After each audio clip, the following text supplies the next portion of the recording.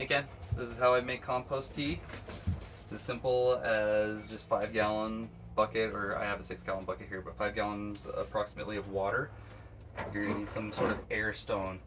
I don't really like using the stone itself, but some sort of air pump. You don't need anything quite this big, but pumping a lot of air into it is important. So I've just got a splitter here with 2 lines going off.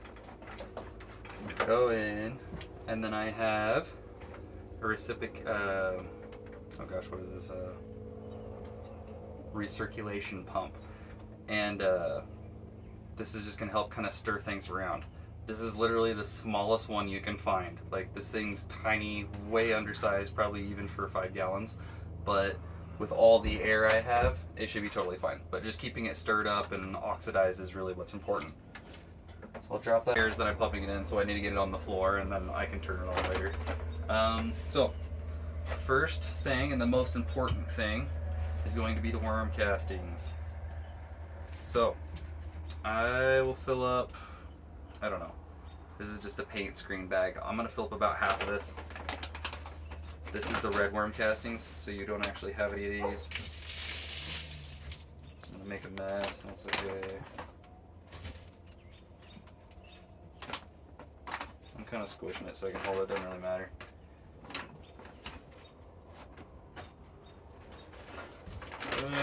Yeah, good enough. Maybe a half pound, a little more. These are my other castings, so these are just going to be the same ones that you have. Again, I'm just going to fill it up. I mean, I guess not halfway, maybe a quarter of the way.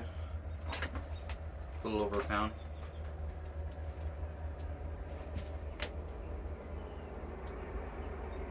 Okay, tie it off.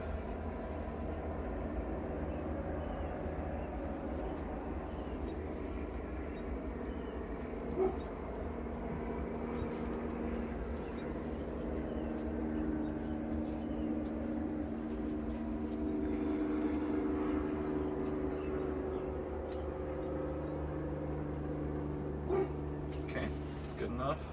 Nothing's gonna fall out there. A little over a pound of castings, so I'm gonna drop it in. That is my tea bag. So we'll get the castings out of the way. The next, I would say, most important thing is gonna be the mycorrhizae. This is all about growing the bacteria and the fungus and all the other biologicals that the plants want. And so this is going to have, and you have some of this, mycorrhizae. This is going to have beneficial bacteria in it. So it's going to have all the bacillus and all the on and on and on of weird named bacteria that are going to be good for your plants, beneficial. And that's what we're doing. We're growing those. I'm actually going to put way too much in there because why not? But realistically, those are concentrated spores and little biomes, and so this is full strength. So whenever just a tiny bit, I'm using a teaspoon here. You could probably go with like 1/8 of a teaspoon, or maybe 1/4 of a teaspoon if you're feeling crazy. But you really don't need that much because we're growing that. That's the idea. And so, because we're growing that, they need something to eat. We're going to give it molasses. They eat lots of different things, all sorts of different proteins, but they do need some sort of good sugar. So I'm going to go ahead and put 2 teaspoons of that in there. I don't know, what is it, 3 teaspoons for a tablespoon? So let's go ahead and do a tablespoon actually. 3 teaspoons. Approximately. This is all kind of guessing, because you'll kind of dilute it down whenever you get ready to feed it to your plants. So in this stuff, obviously it doesn't need to go in the tea bag. This is all pretty water soluble stuff, or it can go through that pump no problem without tearing anything up. Even the worm castings honestly are clean enough that they could kind of just get tossed right in, but then it makes it a pain in the butt to feed it out later on. And we get all that goopy muck at the bottom of the bucket that you got to deal with. It's better just to be able to kind of pull that out, and then all the soluble stuff, just let it be in there. Okay, now that I have stuff all over my measuring spoon, we'll get that out of the way. Let's see, mycorrhizae. Okay, now all this is just the same stuff that you have. and I'll just kind of hit on about as much as what you should add for what it is. This is the humic acid. So this is going to be a chelator. It's going to start breaking down the nutrients at a pretty large spectrum of pH, and so you don't need very much of this at all. If you have a concentrated amount of this, of humic acids, you're going to start creating nutrient lockout on some pretty important nutrients that they're going to need. And so never overdo it on humic acid. I have just this little teaspoon with all this molasses stuck to it. I'm barely lining that molasses with it. I mean, a literal pinch, maybe like a large pinch, as much as you could fit in your fingers, about as much as I would put in of the humic acid. Okay, get that out of the way.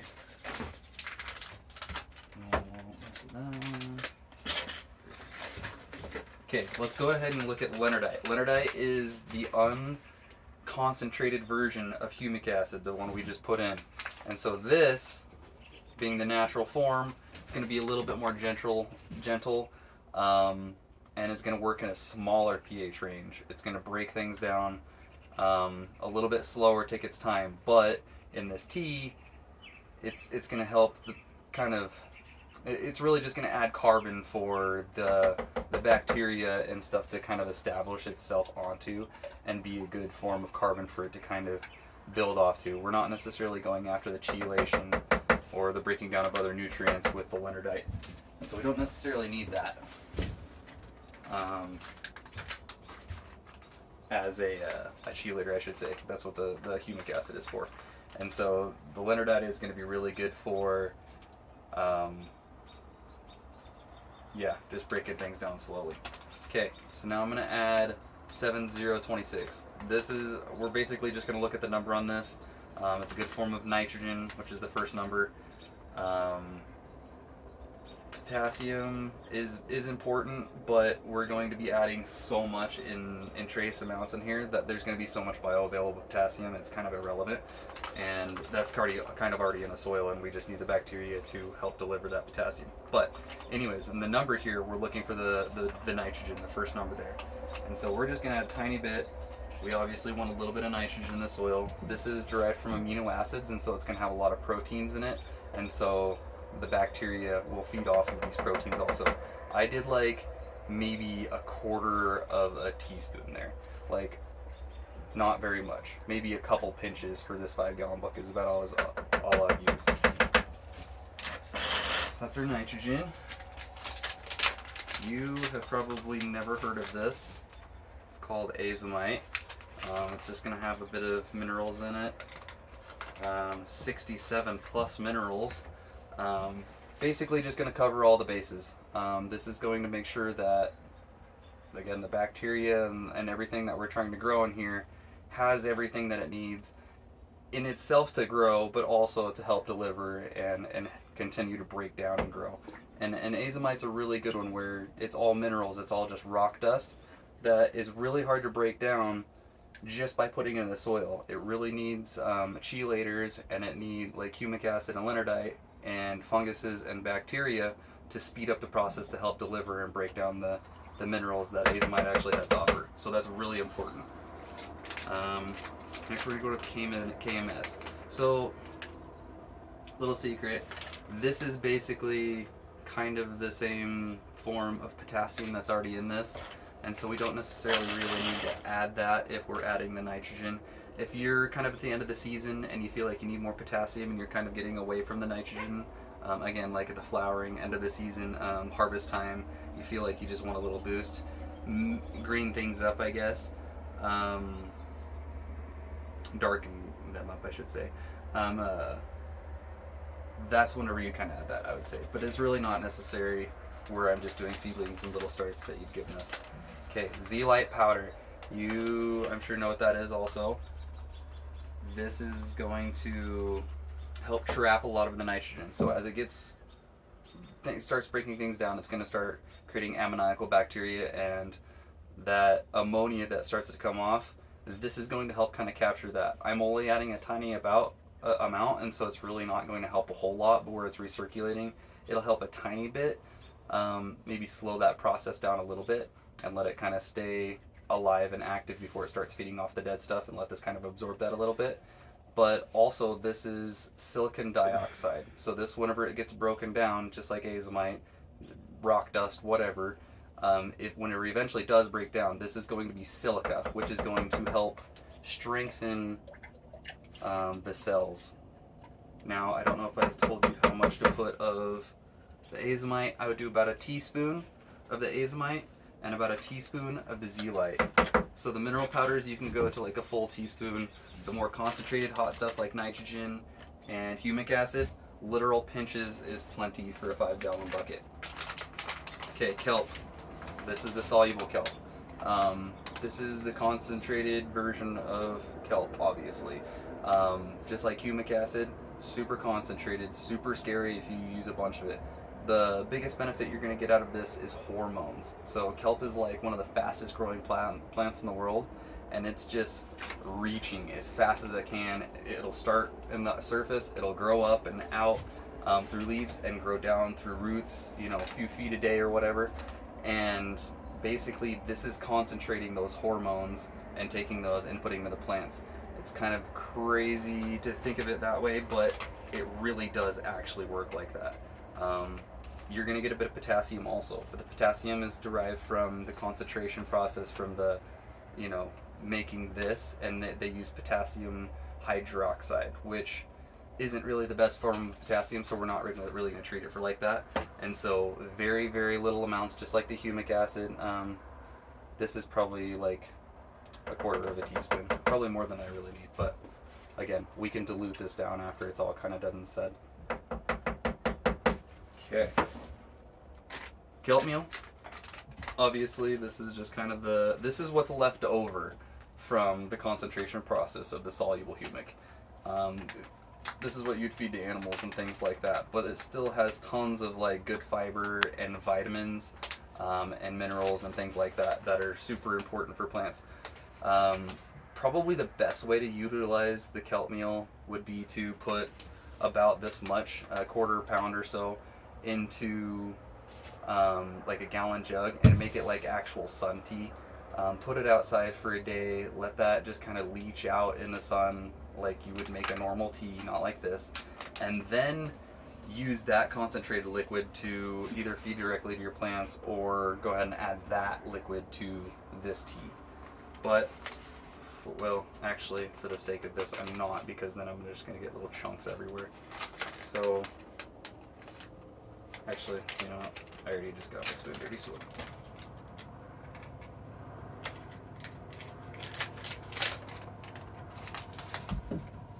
just a teaspoon, nothing crazy. Also, that's going to give the bacteria and the fungus something to kind of grab onto. This is a really good fibrous source that it's going to naturally want to kind of cling to and film onto. It'll leave kind of a nasty little skin on things if you let it go too long. But whenever it's activating, I should say, it's as it's activating, it's going to want something to kind of cling onto and grow onto. And so that's what a lot of this stuff actually is, like the rock dust and stuff like that, the leonardite. They're not all feeding them necessarily. They're kind of making a nice, gentle fertilizer solution to kind of put over plants, but also give that bacteria something to cling onto and carry on with. So this, I don't have on it, but this is the 711. It's basically the 7026, but it doesn't have as much potassium, which is, you know, whatever. So we're not going to add that. We just we'll add that one. I haven't added the gypsum yet. That'll be your calcium. But yes, the 7. Let's go. We'll just add it down. The 0050. Again, you're going to use that like the KMS. Really, kind of the end of the season, whenever you feel like you need a lot of potassium. Because we added the 7026, I personally don't think really need it. We added the humic, humic has potassium in it. The kelp has potassium in it. You got tons of potassium already. So with the numbered stuff, we're not really going to go crazy with that unless you feel like you really need that or you need that specific number that you're going for.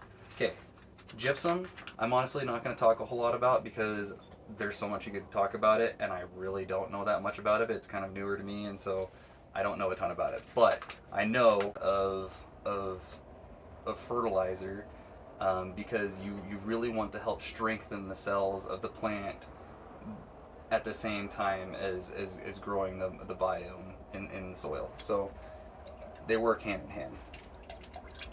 Okay, this is all in there. I don't think there is anything else to that. So you could be the mad scientist. You can kind of add whatever you think. Again, the mineral stuff, I would stay closer to like a teaspoon for 5 gallons, and then everything else, like the mycorrhizae and the more concentrated soluble stuff, definitely just very, very little amount.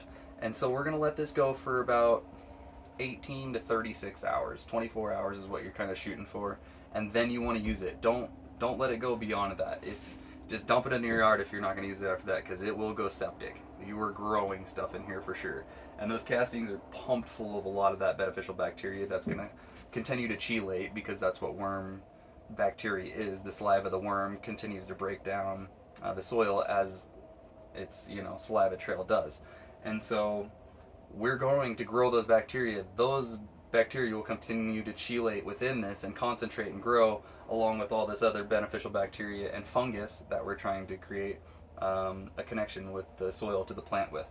And so the plant, this is what this is doing is it's helping the plant pick and choose exactly what it wants rather than us force feeding it. This is one of the recipes and the way to help the plant get what it wants rather than us telling it what it wants.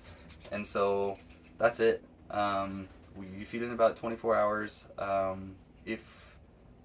When it comes to diluting it and applying it, you can go straight for it. Go ahead and just pour a little bit of the base if you really want to. It's usually how we do it. We'll take like a little cup or something and just give a little bit to each one. You don't have to go crazy. You can go ahead and dilute it all at once. So take this and then maybe put it in 50 gallons. But obviously, for us, that's probably not that convenient. But I would say the easiest way for me has always been just pull my pumps out and stuff, and the recirculation pump and the air, and just get straight to scooping out of it and applying right to the base of the plants. Just kind of soak it a little bit. You're not necessarily going to burn it because it's not anything crazy, and then just water in a little bit after. You don't even have to like super soak it again. We're not worrying about burning anything. This is probably enough fertilizer for like one plant, or a small amount of plants, but we're gonna spread 5 gallons worth of it over. So even as a normal watering, this is just fine. And that's how you want to make your tea. We're all about the bacteria. We're just putting enough stuff in here to grow that, and that's it. Get an air pump. Really, the air pump is more important than the the circulation pump. And so really just make sure you get a decent air pump. The little small ones work fine, and I've done that in the past, like the little fish tank ones. But I personally would go on Amazon like I did and just find the cheapest like air pump like this you can. This was like $35. And this little circulation pump was like $9, but just opt for the bigger one if you're going to do that. I'm going to end up doing mine in like a big 50-gallon drum, and so this air stone is going to be awesome for me. This circulation pump is still a joke, and so I'm definitely going to have to get some sort of different circulation pump, but these work just fine for 5 gallons just to keep things stirred around. I don't think you need both, but in my opinion, it's nice to just keep things clean and moving. This is going to start growing a foam on it, and so I'm using a 6-gallon bucket. It's going to bubble up probably over the top. So if you're doing 5-gallon bucket, you should probably only do like 4 gallons, or else it's going to grow. Not like yeast or anything like that, but it's going to grow. Just keep that in mind. But yeah, I'm gonna feed my plants with these tomorrow. That'll be that. Thanks, Ken. So this is what it looks like. It's mostly all kind of floated up the top for the most part, but as soon as you start mixing it up, it blends up good. So I'm going to put something over the top here so I'm not getting everything splashed out. But you can see how much you want it to stay agitated. That's really important. And it's really important. That's what that bacteria wants. It's feeding off that oxygen that you're pumping into it.